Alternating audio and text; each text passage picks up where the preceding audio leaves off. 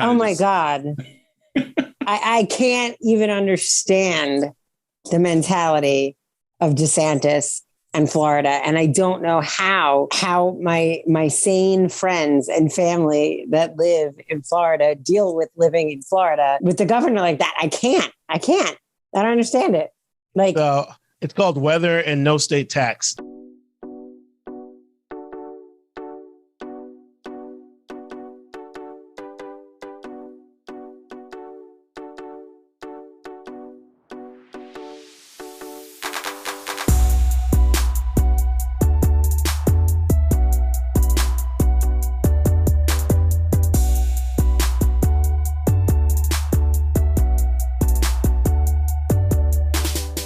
Hello, this is Eva Habermann, and you're listening to The Usual Saints. Welcome to a new episode of The Usual Saints. I'm Mike D, here this week with Sainte and someone from months ago that we haven't had as a guest host, my cousin Beth. How are you doing, Beth? Good. How you doing? All right. It sounds so weird to call you Beth. I'm going to call you Bethie. I'm sorry. You have to. I get it. It's okay. So I want to start with you because it's been so long. I know you've been listening to all of our episodes, right? So you're all caught up with what we talked about? Sure. Say that wasn't convincing. Perfect. What? I just wanted to make that joke. I thought it was funny. But what? I mean, obviously you're working. Anything exciting going on with you that? Did you hear? You heard when Vinny called you hot, right? Oh, yeah. Yeah, that was reaction. weird. He's not on the show anymore. Okay. Did you have a fight with him? No. He left to go be a bus driver, but then he didn't. So. Okay. So, yeah, because I thought you thought he was talking about Alana, and then he was talking about me, and that was weird. But I was better than him thinking that my 18-year-old daughter is hot. It's better that he thinks the 45-year-old is hot. Well, that's the thing. He got you guys confused. It was when we were doing the bracket, me, Jeremy, and Vinny, and Alana made the music bracket, and he just got you confused. So he clarified immediately, but I still like to bust his balls about it. So. I mean, but creepy, maybe not weird, very creepy, but not weird. I mean, so. But Beth, new hairstyle going. Is there a particular reason we went shorter and I like it? Any reason we went shorter and brown or more? Just needed a change, big time. Gotcha. It was too blonde. It was too long. It was too witchy. I was feeling very witchy. So witchy. Yeah, like it looked like white hair on a witch. It was very okay. All right. I got you. Yeah. Okay. So I just needed it. And there's a lot of other changes going on in my life right now. So I guess it fit. It kickstarted everything. No doubt. Yeah. I split up. Yeah, there's a lot of stuff. You get into whatever you want to get into. I don't care. Right. Yeah. I don't want to go into anything personal or anything. I was like, okay, no, but I would say I like the look. I like when people, change it up, get new styles. But I'm always interested because, I've just kind of been going with the long and beautiful for a while now, but no, it's nice. Your hair looks good. Thank you. All right. So Sainte, what you got? What's since we talked about last week? Since we talked last week, I don't know if I talked about it on the show, but the last show we had talked about, coronavirus mandates and how it affects people in work and stuff. And since then, I found out it may or may not affect, knock on wood, it may or may not affect me. And if I have to go back to work sooner than I choose. So that's kind of like the podcast of, coming into reality, going to affect me in real life. That might suck. But on that other note, I also got my son, he got vaccinated. He's 7. And so as soon as it was available here, I mean, our wonderful governor in the state of Florida, he's doing his best to, not keep people safe, in my opinion. Again, not a political show, but I mean, Walgreens, CVS, all those places, they're providing vaccines for children from 5 to 11. So, yeah, we've gotten his first shot and he gets his second shot soon. So, I don't know. Yeah, I know, right? I guess just our decision whether we're going to send our kids back to normal, everyday school. I mean, we were planning for next year anyway. So, and they seem to be doing good with at-home schooling. So we just have a decision because all the teachers asked us, coming in January, we could try to get them back into normal school with, vaccinations and the rates going down. So that's the decision for us. But besides that, just home, cleaning up the studio, trying to make it more, I don't know, acoustically friendly and hopefully more podcast friendly, but got it cleaned up in the back a little bit. And so that's it. How about you, Mike? Oh, just life. I love hearing my main co-host is going to have to ditch out on me earlier than he anticipated as usual, but that's the job. I get it, man. Yeah, hopefully one more year, one more year at sea at most. But yeah, I was really looking forward to just being home for a nice long time. And the way it was going to be like a split shift. So I was getting paid, but I didn't have to be at work. And then, I have to be there during the summertime, but it'd give me more, I don't know, give me a better idea what my schedule would be, and I'd be home more. But, some people don't want to get vaccinated for whatever dumb reason. So I'm sure he didn't listen to this podcast. So Death Santis doesn't listen to this podcast. That's a shocker. But did you see that he just passed today? I mean, this will come out on Sunday. He passed that law in Florida saying that I think private companies don't have to abide by Biden and OSHA's vaccine mandate. So I don't know how that. See, I'm always confused. I always think federal trumps state, but then you got the states' rights. So if it's an OSHA thing, are they going to be able to enforce it? Like Heather's company that she works for, the hospital, they're saying you got to get vaccinated or you're fired. And so I don't know if that's going to hold up with this new law. I always get confused. So. Right. And then eventually it's going to go to probably federal court and, God forbid, the Supreme Court, who we have sitting on there now. But technically federal does outweigh state, and the way OSHA works, the way OSHA should work, because for my company, for example, I work for a company that's based out of Maine that has predominantly most of their employees work in Alaska out of an office that's based in Seattle. So, That's where a lot of things, come. And so things like OSHA make it easy because then you set a federal standard, because then we're not dealing with Alaska law, Maine law, Washington state law. But if we end up being a case where states can just decide, well, we're not going to abide by federal mandates, that's going to be a complete shit show. The only thing that I can say is if OSHA flexes their muscle and they start being like, okay, well, we'll go for your bank accounts and your IRS and your federal stuff, because all that has to go through federal. If you don't abide by it, they'll hit you with some federal tax codes and stuff. That's when companies will just get in line. They'll be like, okay, bye DeSantis. We're going to do what the feds say because the feds can control our money. Like, I'm guarantee you any big enough business, most of their money is going to be in some sort of federal bank or a bank that banks federally. And then if the government, IRS, can go after your federal money, yeah, good luck. They're going to look at DeSantis. Your buddy DeSantis ain't going to protect you when they're like, okay, well, we're going to hit you with the IRS. Now what are you going to do? And they're just going to fall in line. So, right. Yeah, I know you probably have some opinions on this matter. Yeah, but I mean, I can't talk about my work situation because, well, you're in a different state. You're in New York, so like it's totally different than where me and Sainte are right now. But what do you think about the Florida situation and what we kind of? Oh my God, I can't even understand the mentality of DeSantis and Florida. And I don't know how my sane friends and family that live in Florida deal with living in Florida with the governor like that. I can't. I don't understand it.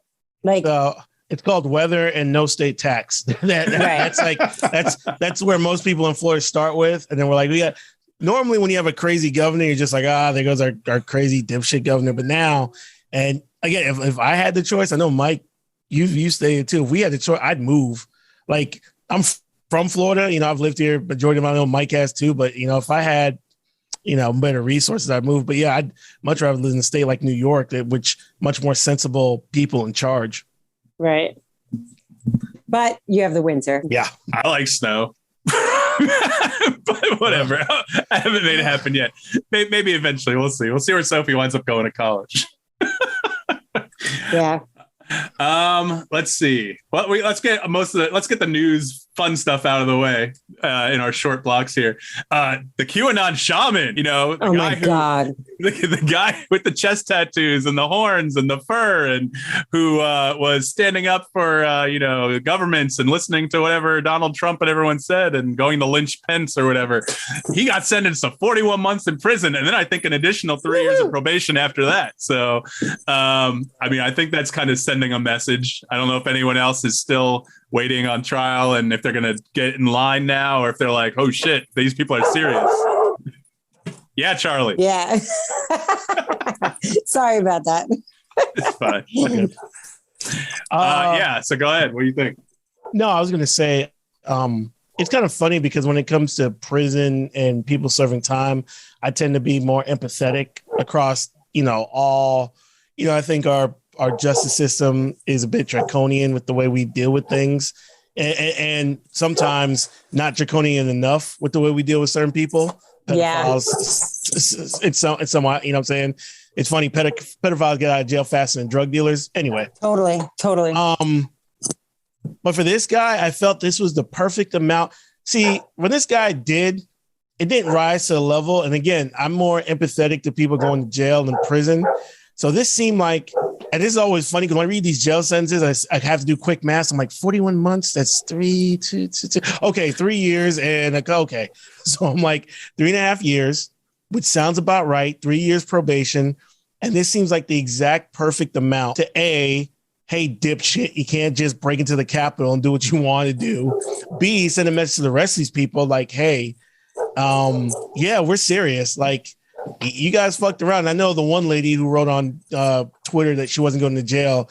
She only got 60 days. I wish she had gotten like a year or so, but I think it's the right amount of time. And I hope everyone who ended up really being in there and showing the destroyed property, going to the chambers. I know some people just went with the flow and walked in, but I think about 2 to 3 years is the perfect amount of time that most of these people should get. And some of the people who just walked in and, got caught up in the crowd or whatever, they should be getting about a year. But it's all good to me. I don't know how you feel about it, but it seems about right. I don't think it's long enough because I think he'll be out in a year, right? Won't he be out in like a year? I don't know. Depends on the legal system and overcrowding and everything, I guess. Yeah, federal time, it's like you have to do at least 75% of your time. He'll get off time for good behavior. Within 3 years probation off of that. He'll be a convicted felon. He won't be allowed to have a firearm. And, depending what state, we still have stupid state laws where you can't vote, which I don't agree with those laws at all. But he'll be a convicted felon, so he can't have a gun or anything. I'm sure once he gets out, either he'll probably do a mea culpa or he'll go right back and be like, I was, this was tyranny. Yeah, and I'm a martyr. They're turning all these people into martyrs and stuff. So a lot of these people, they're begging in front of the judges, but as soon as their time is up, he's going to write a book. he might sell his story to Netflix. You know how this goes. So, I think it's the right amount of time because again, I generally feel our legal system is too punitive, but I like the messages sent. I like the 3 years probation. And I just hope that more people get this amount of time, but he is at that cusp level where it's like, there are people who were worse and they should be in jail for a long time. Like the dude in Nancy Pelosi's office who threatened Congress people. There are people in there who brought weapons and zip tie guy. Like you should be in jail for decades, like 10, 15 years. And then again, if you watch the whole video, there's some people who were probably just drunk going with the flow and were walking in there. And I don't believe sending these people to jail for all, but a year in probation and federal time, lose your right for a firearm and, have to put that on any application, whether you've been convicted of a federal offense. But I think this QAnon guy, he's right at the correct level. 3 years probation. Sounds about right. All right. Well, that's fun. I hope he enjoys his stay in the, what do they call it? Club Fed? Yeah. We'll see how that goes. Let's take a quick break. I want to talk about the Spider-Man trailer. Bethie, I hope you watched it because we're going to fucking talk about it.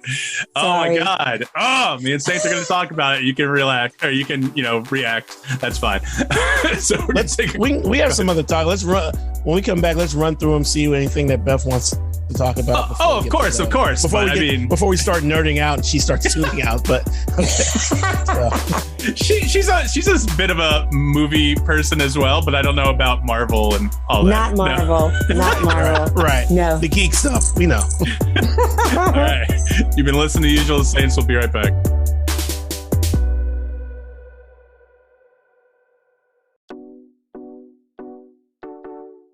This is Michaela Lee, and you're listening to The Usual Saints. Oh, what are you drinking, Saint? A little bit of that. Actually, this is Ciroc with something else in watermelon. So nice. Getting the good stuff in early since we normally record like at 9 to, normally it's a nightcap, but I was gonna say, pull up your. We do this every week, Beth. Let's go ahead and pull up the IMDb before we start talking about it. We'll be in the middle of something's like, who directed that? How? And then I think that's part of the charm, though. Jeremy's always, if there was only a website where you can find out who starred in what movie, or who like, that exists. Let's sound a little more prepared. But I'm pulling IMDb up right now, so we can talk about. Oh, we can talk about whatever. Go through the topic list before we get to Way Home. Yeah, we'll get around to it. All right, welcome back to the Usual Saints. I'm Mike D here with Saint and Bethie this week. So let's see. What do you want to cover? You guys want to cover the last two serious things we have, or do you want to just do a fun block? Sure. Fun block. Okay, fun block. Let's go. All right. So Succession, Saints. I know you watch it. I know we should talk a little bit about it because we're almost mid-season now. Bethie, please tell me you watch Succession. No, sorry. Oh my God. It's the best show. Succession. The best show on TV right now, right, Saint? Really? Yes, I would. Actually, let me run through. Probably the show I'm most excited for. Beth, you'll love it. Totally non-geek stuff. It's about rich and powerful, kind of like we say it's more like the Murdochs and less like. I remember when people used to say this was like the Trump family, but I really think this is more like the Murdochs.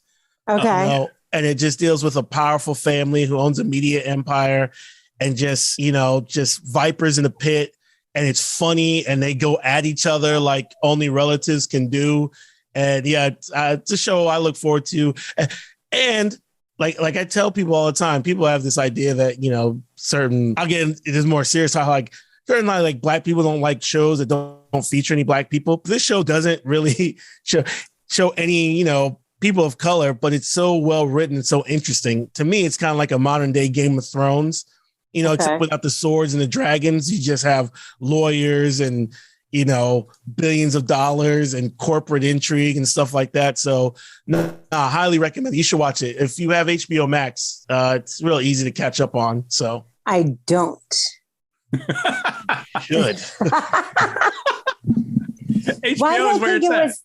Why did I think it was on Apple TV? I don't know. Plus. You thinking of Ted Lasso? Oh, yeah, Ted Lasso. No, I just thought that when I was flipping through on the Apple TV Plus that I saw it there, but no. Apple TV shows other streaming services and what you might watch, and so that's probably where you see it.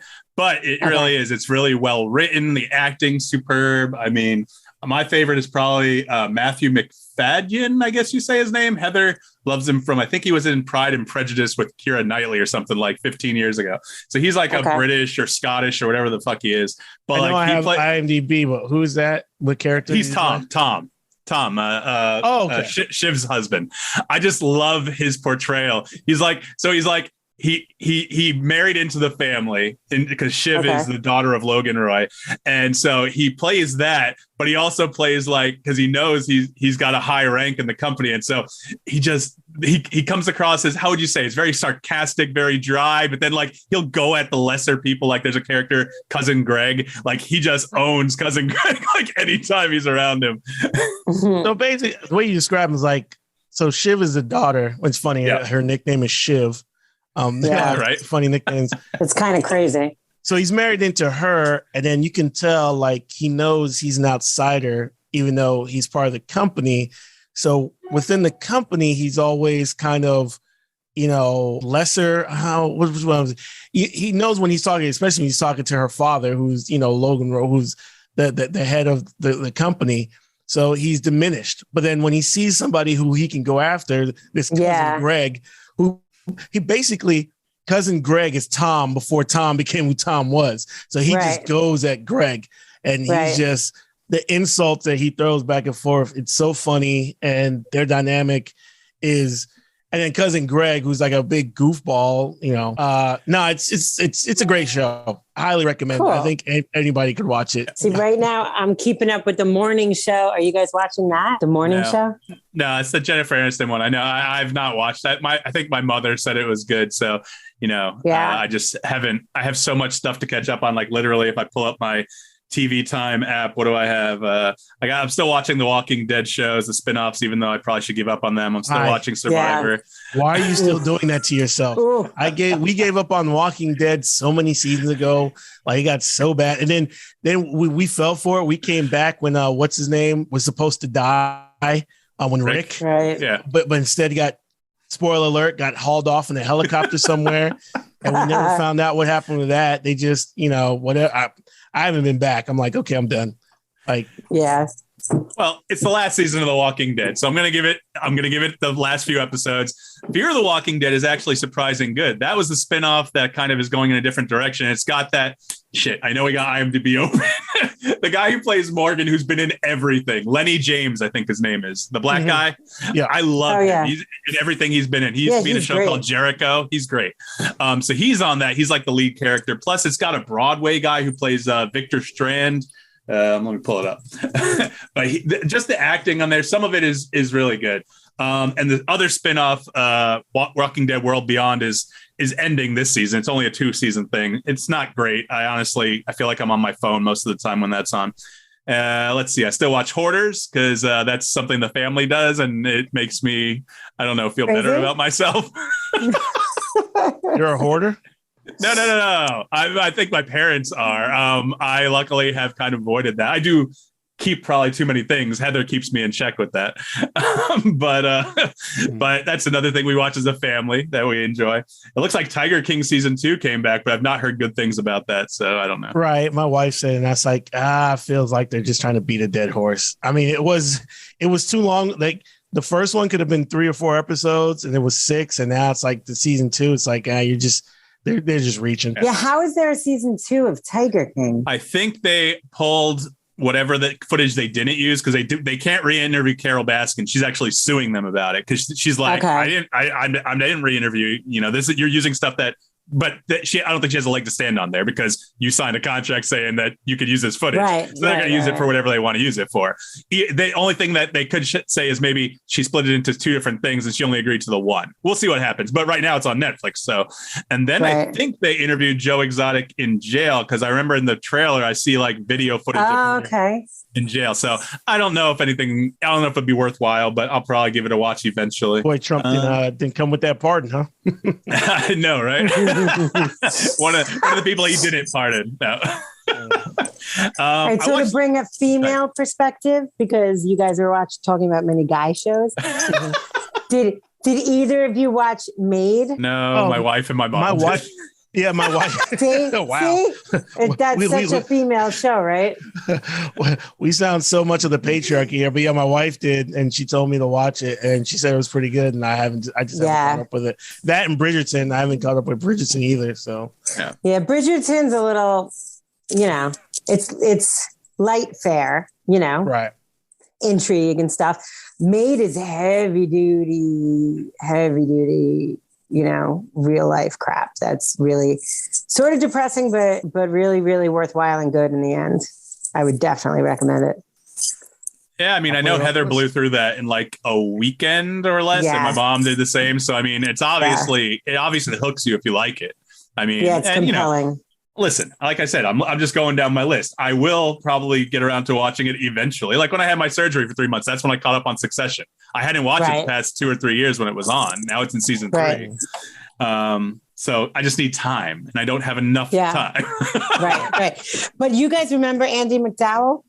Yeah, she's in it. Yeah.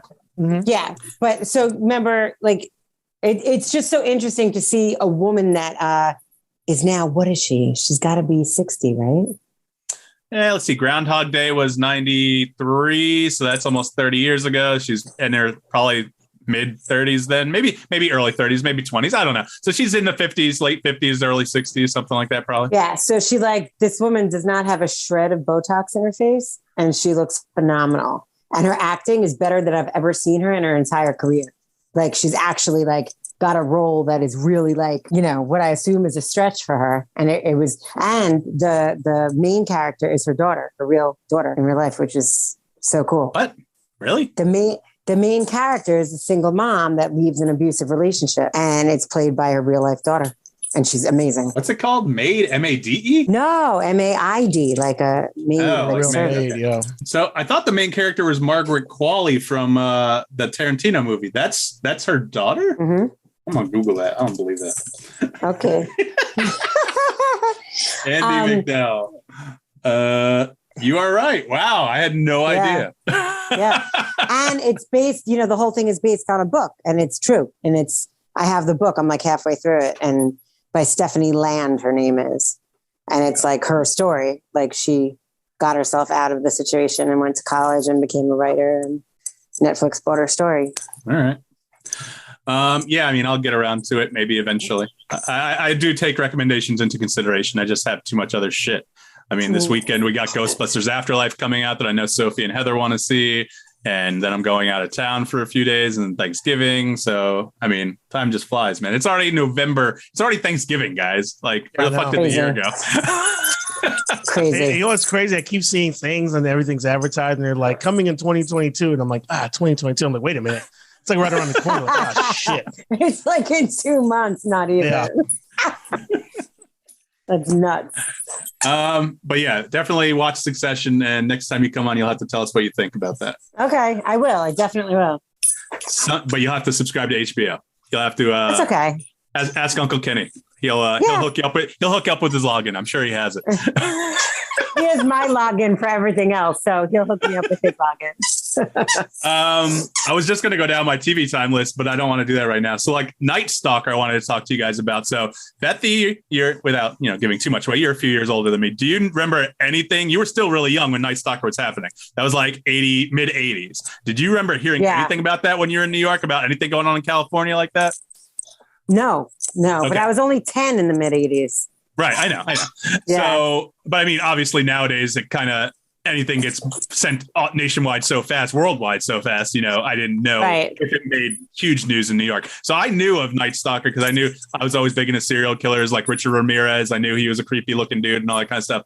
But they did a little mini documentary series. I think it's like 4 episodes on Netflix. Okay. It's really well done.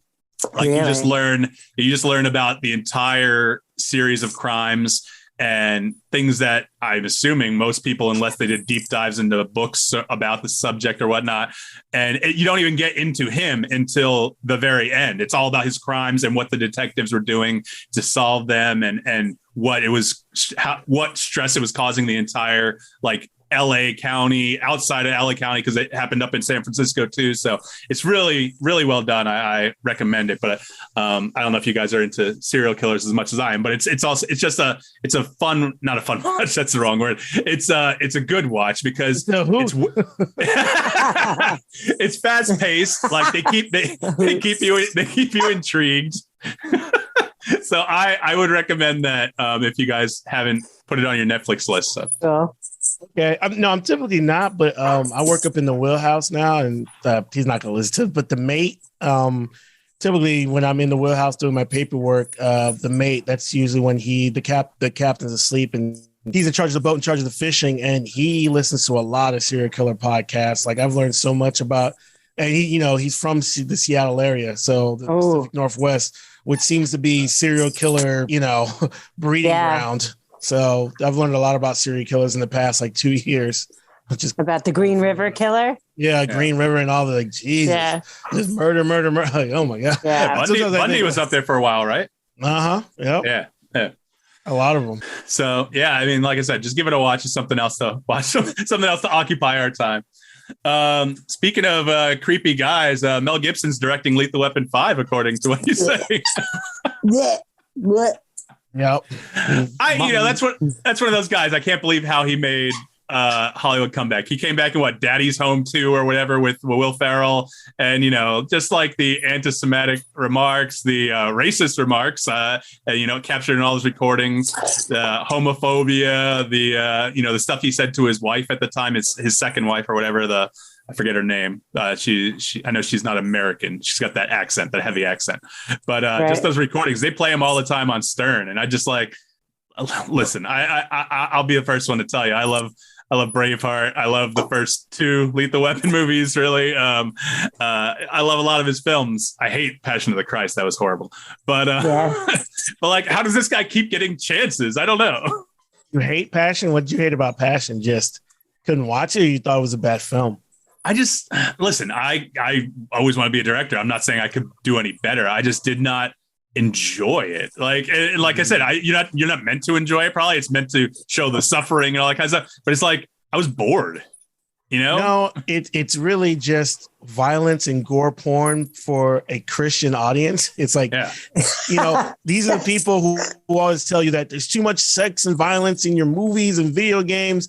And Mel Gibson gave them an excuse to go see something that was ultra violent and an excuse to be like, oh, but it's showing what Jesus went through. It's like, did you really need to see it? I mean, could you read it? But, it just proves that they're just like everybody else. Everyone likes the ultra violence, a little bit of the ultra violence. Everyone falls for it, even the so-called Christian people. It's like, and Mel Gibson gave him the perfect reason to go see a movie about it. So, but anyway, F Mel Gibson. And it's just funny to me because, again, I'm typically the type of person that's more forgiving. I believe in second chances. I believe don't judge people on their worst. But this seemed like it wasn't just a one-time, hey, I lost my cool type of deal.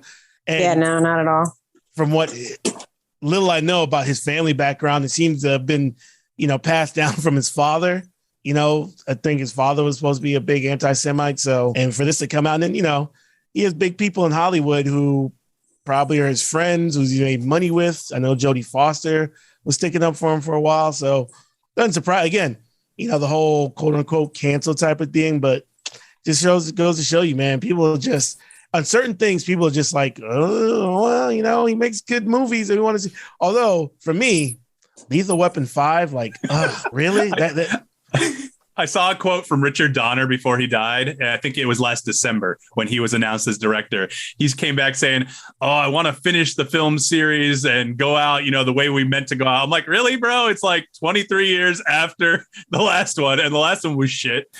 So why do you really need a part 5 in this series? Like, it's not like Joe Pesci's going to come back. If Joe Pesci comes back, maybe it'll be a little bit.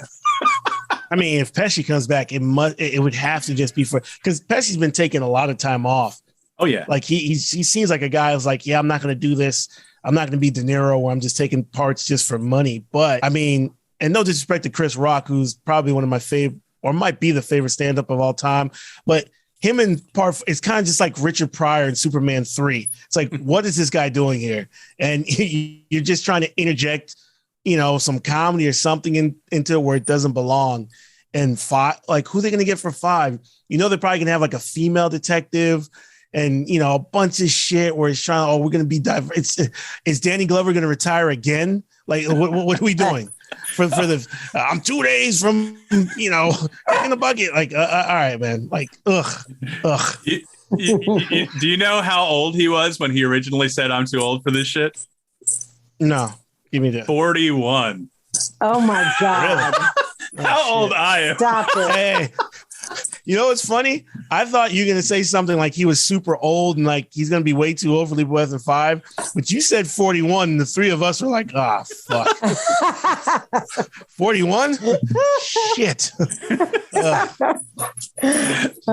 just, I thought was like a random great statistic. So that was in 87, which puts him clocking 34 years later. So he's 70 something.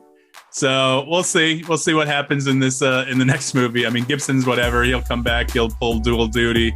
I don't see myself being interested in it. I don't know, but I could be wrong. I don't know, but we'll see what happens. You're not wrong. All right, so let's take another quick break. And when we come back, as promised, me and Saint are going to talk about Spider-Man No Way Home, the new trailer, while Bethie sits back and doesn't say anything. Right. You've been listening to Usual Saints. We'll be right back.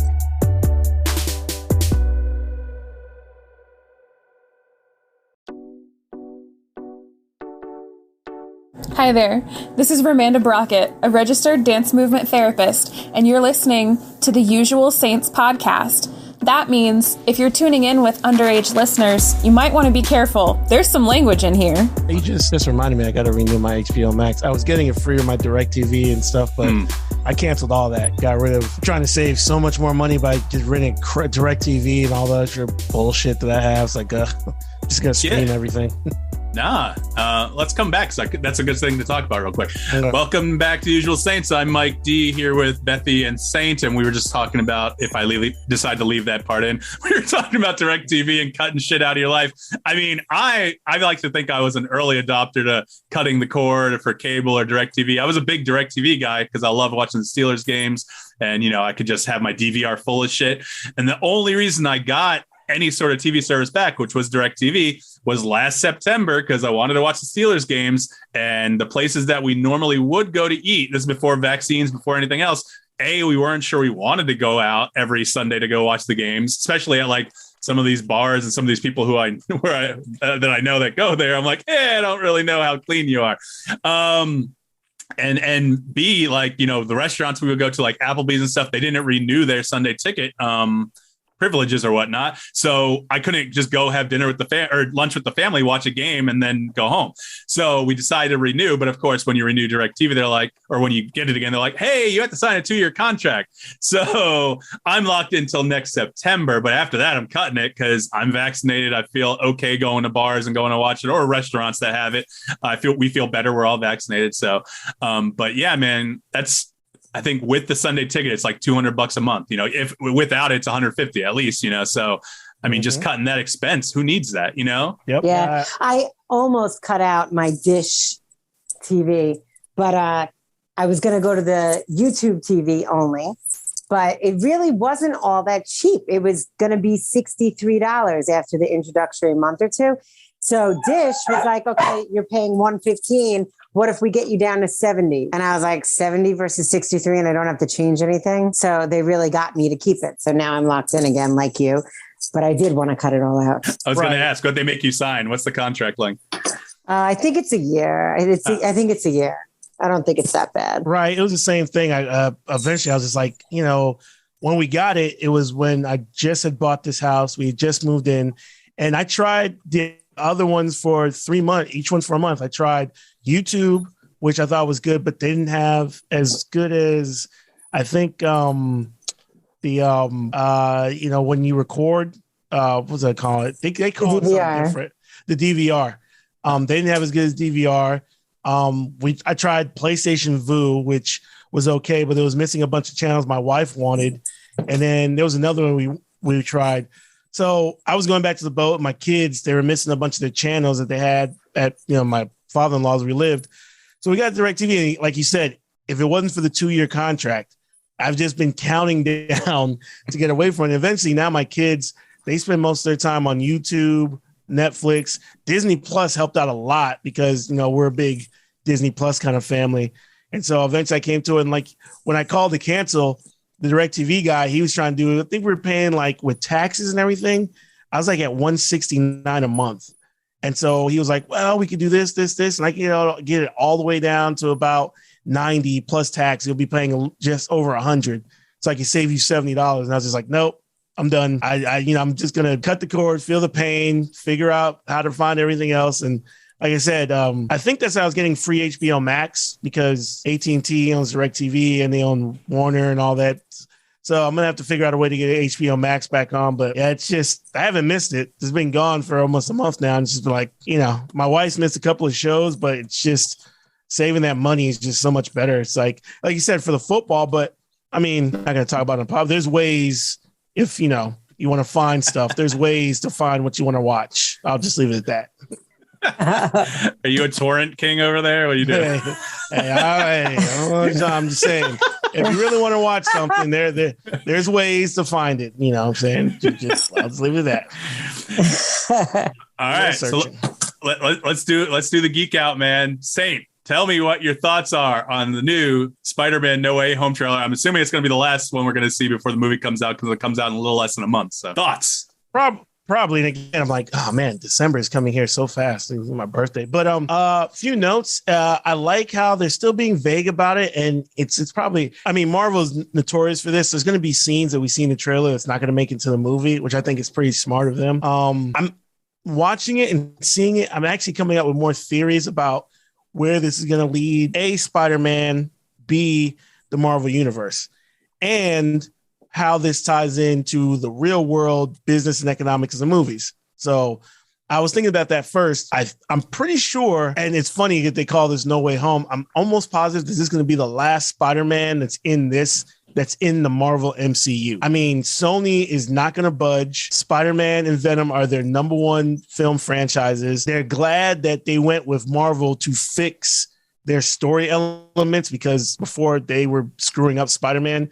Now they kind of have it on track, which they can either re-up with Tom Holland, which I'm guessing they will. They're probably just going to back up a Brinks truck and be like, we're going to give you the Robert Downey Jr. deal. You know what I'm saying? You're going to make so much money off Spider-Man that you can't say no.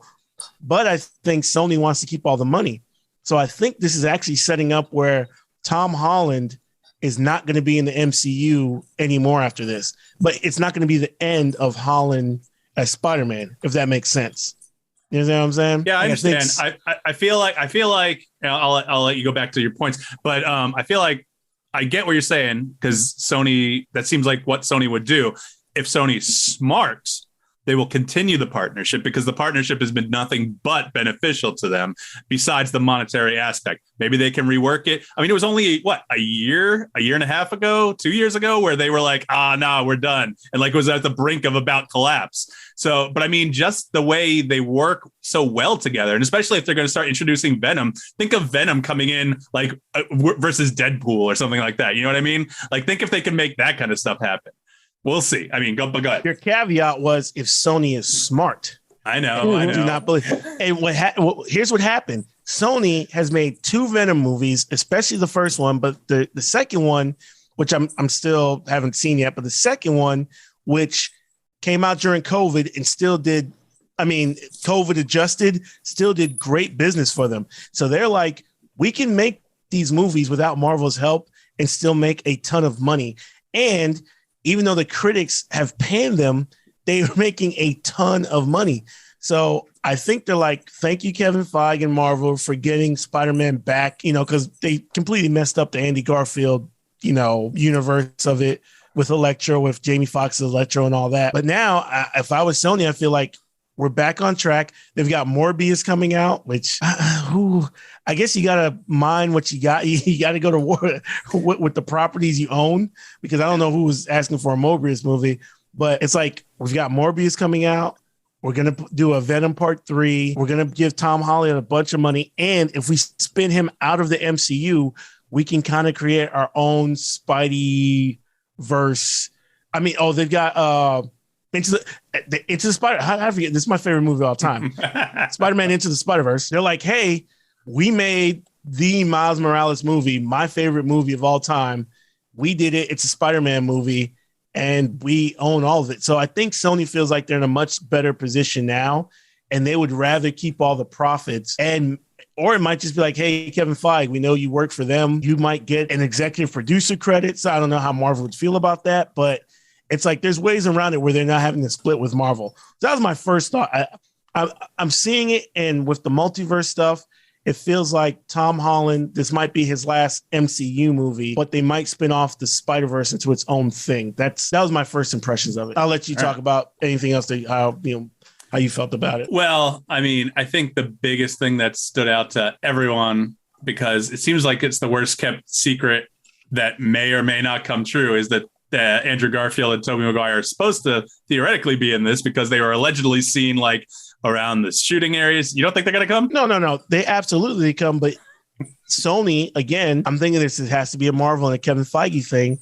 He's probably like, do not put them in the trailers. Like, there's only a certain amount that we can keep secret. We're going to keep it secret, even though it's the worst kept secret there. As long as you don't say it, it's still a secret, and people are still going to cheer when they see it there. For example, and Kevin Feige knows about this, think about The Mandalorian, and think about the pains that Jon Favreau And everyone who was involved, what's the other guy who's in charge of all the Disney? Dave Filoni. Dave Filoni. To the point where they told Disney, and this is some power. They're like, you cannot reveal Grogu, which everyone calls Baby Yoda. We cannot even have toys being made of him because it'll ruin the secret. And if you go back and watch The Mandalorian, imagine The Mandalorian without Baby Yoda. It's not great. I mean, it's still Star Wars. It's still, you got in the reveal of Boba Fett and the Mandalorian armor and all that stuff. But Baby Yoda, the reveal, made that series. So there's still cachet in keeping things secret. So, I mean, it's the worst kept. Of course they're in there. It's the worst kept. And, all that's, all the stuff in Hollywood with Tobey Maguire, that's all. I think that's another reason why Tobey Maguire is kind of like, he's not going to be doing press. Like there's still like a bad taste in people's mouth. I mean, if you go and watch, what's that? Man, have you ever watched the movie?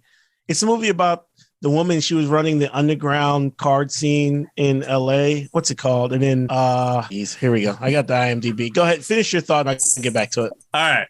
Well, hey, Bethie. So, did you watch any of the Spider-Man movies, or maybe the first one from 2002?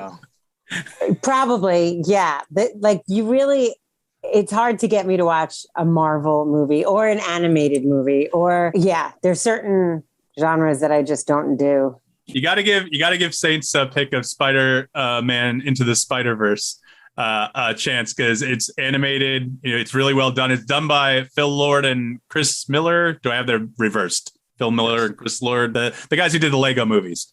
And I think they did some Community stuff as well from the show Community, I think. But they directed it. And so it's really well done. I actually read an article that had some trivia on it the other day. And so it's about Miles Morales learning to become Spider-Man. And then you get Peter Parker from another, or actually from a different universe or multiverse. And so he comes in. And so they're animating Peter Parker at 1 frame per second, which is typical film. Like you see 1 frame per second, so it's not jittery. It looks normal.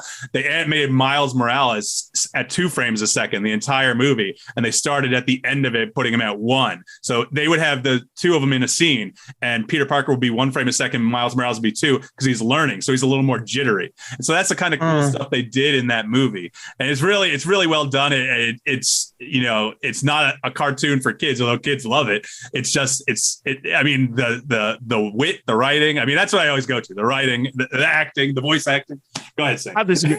I think it is for kids. The reason it's my favorite movie of all time, including The Godfather, Apocalypse Now, Casablanca, which I now surprisingly underrated, Citizen Kane, which is a bit overrated but still one of the best movies of all time.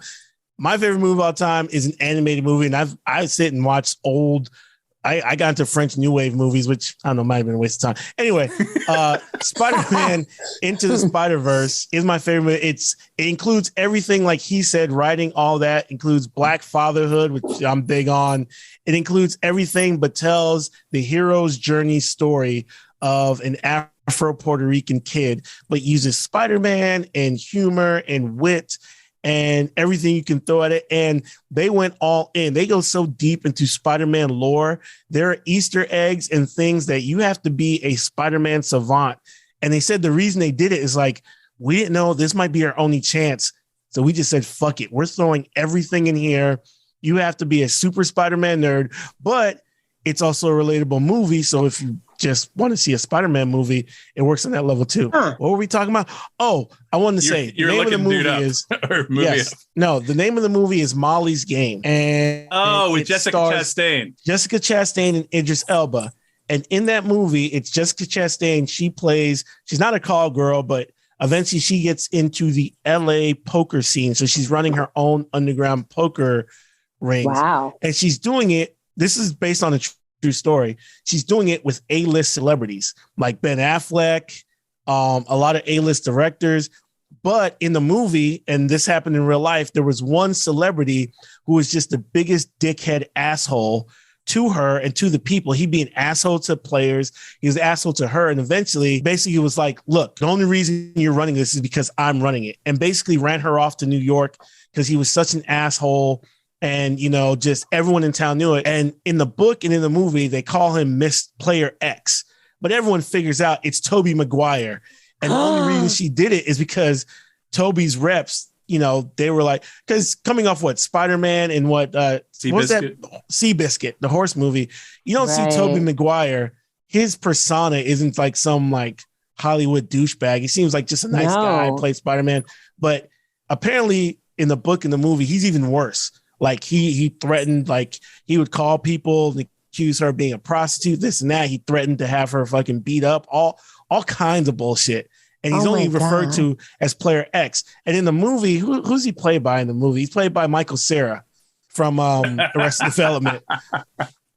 Actually, there was an issue that Michael Cera took the part, but there was an issue because a lot of the agents and the agencies, they knew who Player X was. It wasn't a secret in Hollywood. Like, yeah, Tobey Maguire really is. He's kind of an asshole. He used to run with Leonardo DiCaprio and the Pussy Posse. Yeah, the Pussy Posse. They used to run around Hollywood.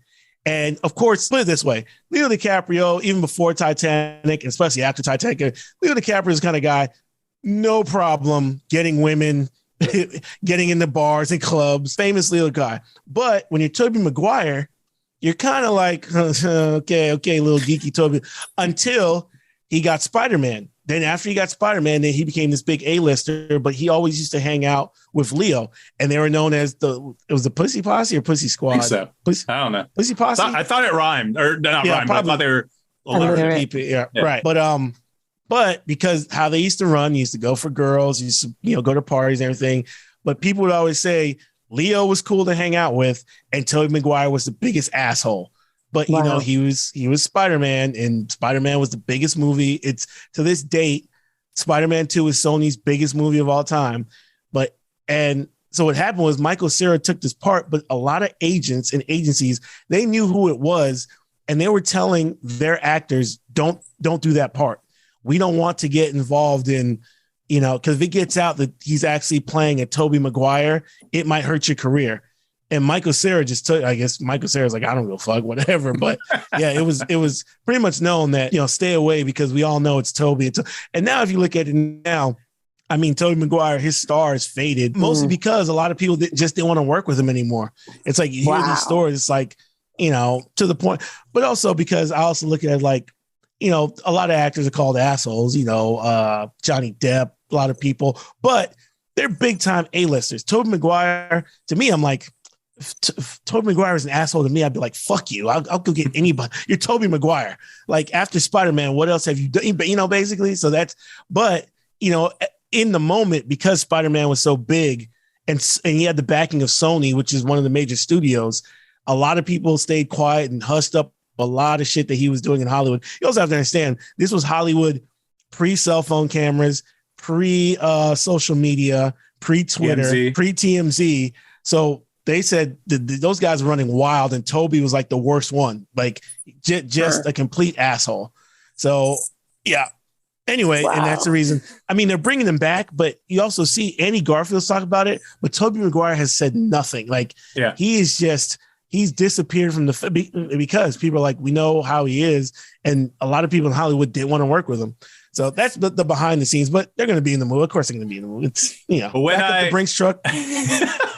Well, first I want to cover something. When I said it's not a kids movie, I didn't mean that in like a way like, oh, kids can't watch it. What I meant was it wasn't made, I don't think, specifically for kids, because they throw in that stuff. Anything that can appeal to both kids and adults, that's great. And that's one of the great appeals of that movie. So that's that. But regarding them coming into the film, have you seen those clips where like you have the Sinister Six, or at least you have Electro, Sandman, and Lizard lined up at the top of the construction site? Oh, wait. So it's the Statue of Liberty made over with Captain America's shield and shit like that. Yeah, she's gonna hold Cap's shield instead of the torch. Yeah. Okay, so you got the three of them at the top, and Lizard is obviously jumping at someone, but Tom Holland's Spider-Man is jumping towards Sandman in the middle. Lizard's right here, and then you got Electro facing off against I don't know who on the other side. So there's got to be, whether it's two Spider-Men or someone else. Maybe Iron Man came back from the dead. We'll see. No. And in the Brazilian version of the trailer, the Lizard gets hit in the face, and you can see it, but there's no one there, so you can tell they digitally edited it, which makes it, like I said, sometimes even if people know, keep the secret, keep it hush hush, keep the speculation. We all know it's coming, But really what I'm speculating is how does this deal with Doctor Strange and all the weird shit he's doing in this movie? Because like, again, they're going to have to explain why is Doctor Strange doing this? Like, it seems like he's doing these spells. Like before we've seen him, you know, he's very cautious about magic is powerful. You don't want to mess with this stuff. Like, I'm protecting your reality, douchebag. And then in this movie, he's just like, oh, okay, Peter, I'll, you know, take everyone's mind, and the spell fucks up and then into the multiverse. It seems kind of strange. It doesn't seem like it's I don't know if it's Mephisto. I don't know if someone's going to ask, you know. I was going to ask if I think we already may have touched on that, but I'm not sure. Everyone's kind of speculating that because of the way he comes across in the trailer. But I guess we'll see what happens in the movie. Because in the movie, he starts coming across as that like angry dad who says Spider-Man kind of is doing something wrong. So maybe he's just having a little fun. He's like into his normal, wearing his sweats, Doctor Strange at the beginning, but then he gets into actual Doctor Strange, or maybe they're two different Doctor Stranges. Guess we'll find out. Less than a month, so it'll be exciting. I'm excited. I'm really excited about Doc Ock because he reacts totally different. So I don't know if his implant isn't affecting his brain anymore, like to the point where it was making him pretty evil with the tentacles and all that kind of stuff. Because when he finds out that's not Peter Parker, or at least the Peter Parker he knows, like he becomes almost like the inquisitive, curious Dr. Octavius, Otto Octavius, that I liked, and that was one of the great appeals of Spider-Man 2. Right. I think he's gonna realize, hey, somehow I'm not in my same universe, and he's gonna figure out. And then you hear him in the trailer talk about how, like, I think we're gonna see, if I could just guess where the storyline is gonna go. It's like, okay, we get the multiverse opens up, Peter goes in, but then I think we're gonna get a realization where our Peter Parker, or Tom Holland's Peter Parker, gonna realize all these villains who came through, they die fighting Spider-Man. And he's going to look at it like, oh, wait, all these people are supposed to be dead fighting me. And I think they're going to go in the storyline where this Peter Parker doesn't believe in killing your villains or anything. I think there's an amount of guilt he feels like they have to die in order for my reality to exist. And I think that's where the tension's going to be. And when it says No Way Home, that's why I feel like he's going to exit our universe and go into Sony's Spider-Verse and get out of the MCU, because he's going to want to save the lives of these villains who die fighting Spider-Man. And he's going to look at the other two Spider-Mans and be like, wait a minute. So people have to die in order for us to succeed. And I don't think that's going to sit right for him. And I think the Doc Ock thing is him realizing, oh, wait, this is different. How can I use that to my advantage? Because you see the nanotech starts overtaking one of his arms. So he's going to be infused with Tony Stark's Tony Stark, everything he builds, nothing good comes out of it. That's the secret to the whole MCU. Anything that Tony Stark or Howard Stark invents always turns to shit. Ultron, whatever. Well, Robert Downey Jr. isn't there anymore. So it's like, fuck it. We'll just blame everything on the Stark. Because remember that line? I always wondered with that line where Thanos, where he goes, I like you, Stark. And Stark goes, have we met? You know who I am? And Thanos goes, yeah, I do. And it's like, they never explained what that was about. Like, he never explained how he knew who Tony Stark was. Do you remember that in Infinity War? No. When Thanos, Iron Man comes, they're on what's Titan on the planet, and they're setting the trap. And then he says something. He goes, yeah, I know about you, Stark. And then Tony goes, Robert Downey Jr. goes, have we met before? You know who I am? And Thanos goes, yeah, I do. Okay. But they never talk about it. So in my mind, it's like, and also if you've watched What If, more geeky stuff, Beth, I'm sorry. But if you watch What If, everything in What If, it always starts out, everything Tony Stark does, it ends up fucking shit up. He's brilliant, but his shit, either his tech or the way he thinks, it always leads to shit getting fucked up. That's the key to the multiverse, which, it starts with I am Iron Man. It ends with I am Iron Man. It's kind of brilliant. And there's also, to take it back into the real world, Kevin Feige's first movie they ever did with Marvel was the X-Men. If you watch the end of that movie, which I love, and then the rest of the X-Men go to shit, but X2 was good. But it's the Statue of Liberty. If you watch the first X-Men movie, which is his first movie, he was the associate producer. This was in the year 2000. It takes place at Statue of Liberty. This movie is going to end at the Statue of Liberty, and I think he's bringing it full circle. And this may be where we get mutants introduced into the MCU, and he's going to lose his Spider-Man property again. It's going to be interesting. Like I said, stop it, Charlie. Sorry. He doesn't agree with you, Sainte. I know, right? Remember how we talked about, I'm sure, Beth, I'm sure you have no plan on seeing the Eternals, the movie that just came out with Angelina Jolie and all them. Don't worry, from what I hear, it's not, but remember how you were talking about this Spider-Man movie is going to be 2 hours and 49 minutes. It's going to be almost as long as Endgame, but it's Spider-Man and I'm here for it. I will sit my butt for 3 Eternals. Almost any other movie, it's like, hey, man, we need more 90-minute, under 2 hour movies. Get in, get out. But for Spider-Man, that's why I feel this might be his last hurrah in the MCU. So they go in 2 hours and 49 minutes. Normally, I'd be like, it's too long. But so I think this is going to be like Endgame-ish kind of to propel the Marvel Universe to their next phase. You want me to give you a spoiler? Because I know you said you don't really care about if people spoil end credit scene spoilers. But I don't want to spoil anything for you because you haven't seen it. You mentioned Venom. There will be carnage. Oh, no. Yeah, you heard about that, right? Okay. I heard about like at the end of Venom, he kind of travels into, and does he see the Tom Holland Spider-Man? Yeah, on TV, and he licks the TV, I think.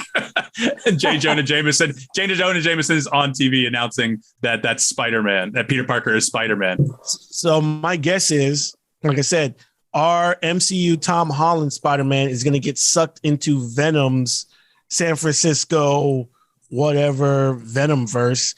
And that's where the Spider-Man adventures are going to take place there and no longer in the MCU. So that way they can pull Spider-Man out of the MCU and, they can renegotiate, or I think Sony wants all the money. They're like, we're splitting money here and this is all we got. And they got the Avengers, they got all the other stuff. So I think that's probably where it's going to go from there. So 2 more quick things in case Bethie has anything she wants to talk about, which I'm sure she doesn't want to talk about this stuff, but it's actually kind of way more interesting than I thought it would be. I have to say, I have to admit. It gets interesting when you mix the real world economic. First, it's always about money, but we mix the real world money with real world actors with the storylines. That's the stuff. And granted, it should just be about the movie, whether it was a good script, whether it was this, but there's so much real world intrigue because I'm always fascinated with how Hollywood works. Like Mike said, if I could have any job, I'd be a director or producer of movies and films. Right. I love creating stuff, knock on wood. Hopefully there's still time to make something, but too old for this shit. But when you start learning what how the real world and, the real world politics and economics of Hollywood work, that's what I find fascinating. Otherwise, just like, was the movie good? Was the movie bad? Like I said, TV now is so much better than movies to me. Like, you watch a show like Succession or like you said, Made or all this stuff or Ted Lasso, to me, it's so much better. But with the movies, it's still like just such a big business and the way Hollywood actually operates and works. I find that fascinating, like the behind the scenes stuff, way more than, in front. Like I'm trying to really think what's the last, real movie that I saw that was just like, wow, that was just might still be Spider-Verse. I don't know, but go ahead. What about Endgame? Okay. Well, you know what? I'm more of an Infinity War guy. I think Infinity War is better than Endgame. Only because it's more my speed for comics, and Infinity War is a Thanos movie, and I think Thanos is way more interesting. Endgame is a lot of fan service. Endgame is, hey, he's worthy, Cap gets Mjolnir on your left, Avengers assemble. We know how it's going to end.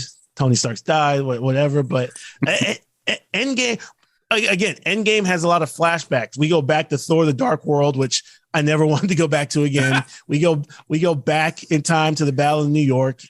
We have to go back. I don't like time travel things because I don't think anyone does it well. Again, they make fun of Back to the Future, but I'm like, Back to the Future probably handles time travel better than any movie after it. Because time travel is always like plot holes and this and that. It's like Back to the Future. Hey, look at this photo. You're getting the race. It was simple. It was easy. Now you do time travel. It's like, man, you guys are just looking for an easy out because most of it doesn't make sense if you sit there and think about it, which, anyway, go ahead, Mike, my bad. All right. So let's see. Electro in the new trailer. What do you think of his new look from the blue guy from Amazing Spider-Man 2 to the more comic book looking Jamie Foxx? You remember, I have a theory about this, right? Beth, you'll understand this. My theory is once an actor becomes big enough or they've played a part enough and they're making enough money, they come to set and they say, yeah, fuck that shit. It's the fuck that shit attitude of actors. Give an example. An actress, she may be cast for a part which requires her to have blonde hair, all this makeup, you know, crazy outfits, whatever, hours in the makeup chair, this and that. If they're on like season 4 or they're on the second or third sequel, by the time they get to that part, they're making enough money. They show up to set. And they're like, yeah, fuck that shit. I'm not doing all that. Here I am. You guys write it into the script of why I'm not putting on the makeup. I'm not doing this. Classic example. Scarlett Johansson, she plays Black Widow, who in the comic book, Natasha Romanoff, is notorious for having the reddest red hair of any person you've ever seen, long red hair. She has it the first time we see her in Iron Man. She has it the second time we see her. By the time we get to movie 4, 5, 6, yeah, fuck that shit. I'm going blonde. I'm showing up to set, blah, blah, blah. Chris Hemsworth, Thor, long blonde hair, talking in an accent, doing this. By the time we get to Thor Ragnarok, yeah, fuck that. Game of Thrones. Go watch the first. Did you ever watch Game of Thrones, Beth? No, I watched one episode. Okay. But go watch the first couple of episodes of Game of Thrones. All the Lannisters, they're in the books and the story, they're notorious for having blonde hair to where it's almost white. The whitest of white blonde hair and all this. By the time we get to the last season, none of the actors have and this is supposed to be a family trait. It's not supposed to be like, it's supposed to be in their family. They have this blonde hair that's almost white. By the time we get to the final season, all the actors like, yeah, fuck that shit. They're all brunettes and blonde because like, yeah, I'm not putting on the wig. I'm not putting on the makeup. I'm not speaking in that stupid language. What are you going to do? Fire me? No, you're not. You know, I'm going to Comic-Con. Yeah, fuck that shit. This is how I'm coming to set right in. And, you know, the Scarlet Witch, what's her name? Elizabeth Olsen. She's from Sokovia, where she's supposed to have this thick accent. I speak in this thick Russian accent and blah, blah, blah. And, you know, it's Sokovia. And they make a big thing about how Stark missiles destroy their homes. By the time we get to the third movie, accent's gone. You know, it was so bad that they made fun of it in WandaVision. They're like, yeah, what happened to your accent? What happened to your accent? Fuck that shit. Yeah. This is Saint's soapbox. Every time we get around to this, he brings up the same thing, which it's valid. I get it. I understand. He does have points. But what do you think of the actual look? Not so much that it's changed. Do you like this look better, or did you like it in Amazing Spider-Man 2? No, I hated it in Amazing Spider-Man 2. It made no sense. It didn't have anything. It was not. It had nothing to do with the comic books. Electro never looked like that. I think they want to do something cool, but then again, it made Jamie Foxx just look very odd and weird. Again, the classic Electro costume would look silly on film, even though if you look at it, the electricity makes the star on his face. If you look at the trailer, it does make the star on his face, which I think is a better compromise. But that's just Kevin Feige being like, "What are we doing? Why does Jamie Foxx look like this?" Jamie Foxx is like, you guys aren't paying me enough to put on the makeup this time, so no way. Yeah, fuck that shit. And I think it's a good compromise. Like I said, it's the reason why Kevin Feige has been successful and Sony hasn't. You can see where he makes the right decisions, like, hey, let's respect the comics, but let's understand we're making a modern movie, as opposed to Sony, hey, let's do this cool, weird thing that none of the fans want and probably won't like. So what was your second point? I'm rambling. Second thing, and I guess probably what we're going to end on. So everyone's assuming this is going to be Sinister Six as the villains that show up. You got Lizard, you got Sandman, you got Electro, you got Doc Ock, you got Green Goblin. Now, I think in the trailer there is a shot of someone else riding one of the gliders. But who do you think this? If that's not, let's say that's not right, and that's just Green Goblin, whatever. Who do you think the sixth person, if there is a sixth villain to show up, will be? Do you think villain will cross over as soon as the end credits from the last movie and may pop up in this? Do you think it's going to be Hobgoblin? Do you think it's going to be one of the other Green Goblins from the other movies, whether it's Dane DeHaan or it probably won't be James Franco, not after everything that he's had going on. Again, see how the real world affects your storytelling. Like, what about Franco? I think it all depends on who has more clout, whether Marvel has more clout or Sony has more clout. If Sony has more clout, they're going to want the sixth villain to be somebody who they continue on with. I mean, is it Venom? Because like you said, they said Venom licked the screen. Is he going to be technically the sixth guy going against Spider-Man? Even though, again, I didn't see the second one, but they're kind of setting Venom up to be kind of like an anti-hero, kind of. He's not necessarily good, but he's not evil Venom. I've heard rumors, and this may go into it, whether if we see a Matt Murdock Daredevil, it may spin into Kingpin, which would be a Marvel property, which if Marvel has a pull, like, hey, we'll let Spider-Man go, but you help us set up our Kingpin. Because I think we're going to have like different tiers. I think it's going to go, the cosmic multiverse stuff is going to be the top A line. Then I think they're setting up Marvel, the occult stuff of Marvel. We're gonna get Blade, which it's gonna Mahershala Ali is coming as Blade. Moon Knight, we're gonna get a Moon Knight. Eternals, we got the Black Knight, which kind of weird to bring him in. So I think we're gonna have like a horror occult fashion of Marvel they're gonna go into, and then I think they Kevin Feige probably wants to go back to the street stuff, which is Daredevil, which is Luke Cage, which is more street level stuff. So I guess it all depends on, and Kingpin would definitely be the guy you'd want doing that kind of stuff because, it's less superhero-y and more, real world mafia street kind of stuff.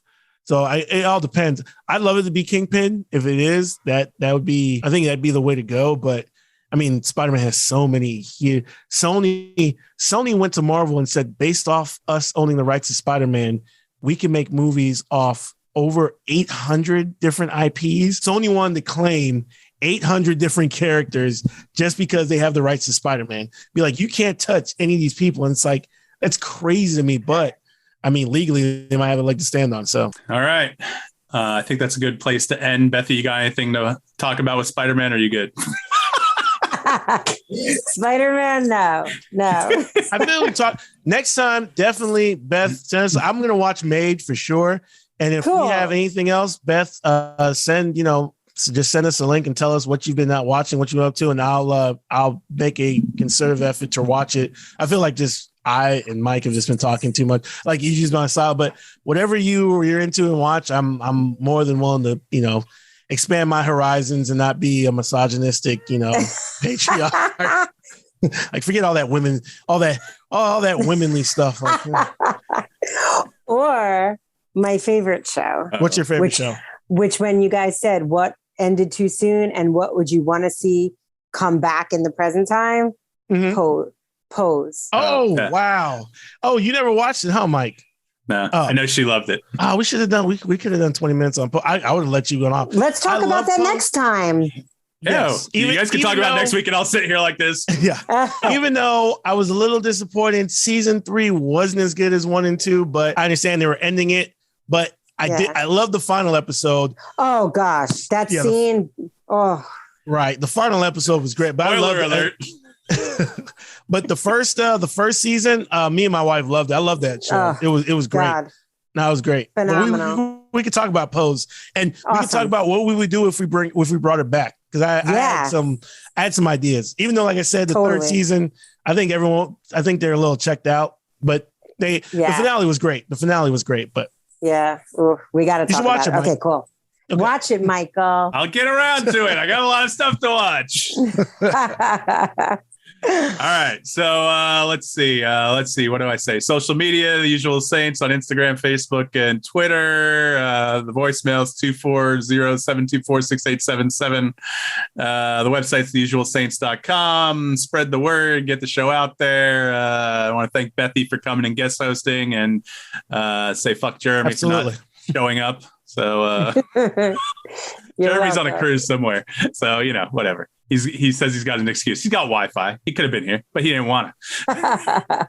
No, that's a good excuse. Vacation. He's on vacation. That's good. All right. I mean, I would. I'd make an hour, but to each their own. You were on a boat and you helped us out sometimes. Hey, I guarantee the Wi-Fi that they get on that boat is far superior than the Wi-Fi I get on. It basically they didn't have Wi-Fi in 2015. They just got it. So yeah, okay. Don't get me on a work rant. All right, thank you, Beth, for showing up. Appreciate it. Oh, no. Thanks for having me. All right. So for Sainte and Bethie, I'm Mike D. Thanks for listening to Usual Saints. We'll hit you back next week. Peace. Bye.